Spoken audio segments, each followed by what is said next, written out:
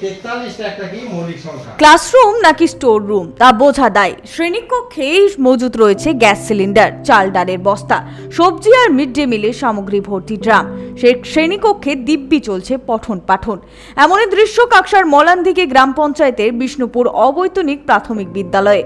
সুতপা ভান্ডারী নামের এক অভিভাবকের অভিযোগ, তার মেয়ে পঞ্চম শ্রেণীতে পড়ে। সেই ক্লাসরুমে রাখা থাকে গ্যাস সিলিন্ডার। ঝুঁকিপূর্ণ অবস্থায় চলছে পঠন পাঠন।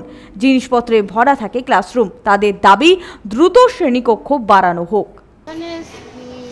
ছেলেমেয়েরা পড়াশোনা করে, কিন্তু ছেলেমেয়েদের ক্লাসের মধ্যে আমাদের গ্যাস ট্যাস সবই রাখতে হয়। সিলিন্ডার, তারপরে বাসনপত্র, চালের ড্রামই রয়েছে। আর ছেলেরা যে খাবার খায় ওই এই প্ল্যাটফর্মের মধ্যে খায়, কিন্তু এটাতে প্রত্যেকের বসার জায়গা হয় না। এই গ্যাস সিলিন্ডার রয়েছে ভেতরে, তাহলে তো ভয়ের ব্যাপার। হ্যাঁ, ভয়ের ব্যাপার আছে, কিন্তু রাখবো কোথায়? রাখার তো সেরকম জায়গা নেই।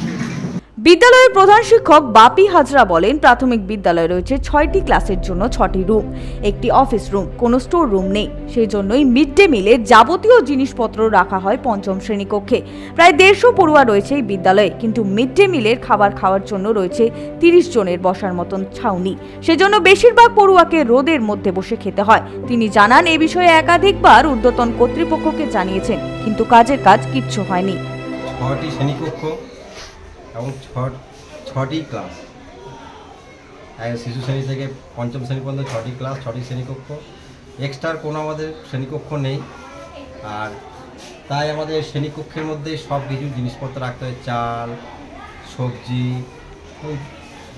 চাল ওজন এবং হাইট ওয়েট করার জন্য, বাচ্চাদের ওয়েট করার জন্য মেশিন, তারপরে এই যে বাসনপত্র, ফ্যান, গ্যাস, সব কিছু সরঞ্জাম আমাদের এই ক্লাসরুমের মধ্যে রাখতে হয়। নানা সমস্যার সম্মুখীন হতে হয়।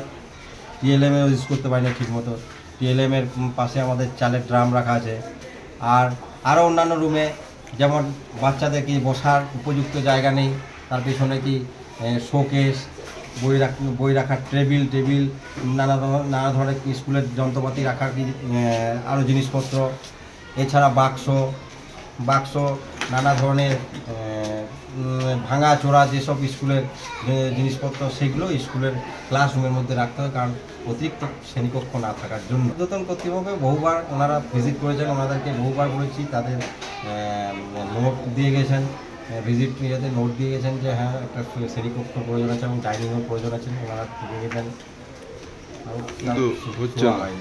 সনাতন গড়াই, 99 নিউজ বাংলা, কাকসা।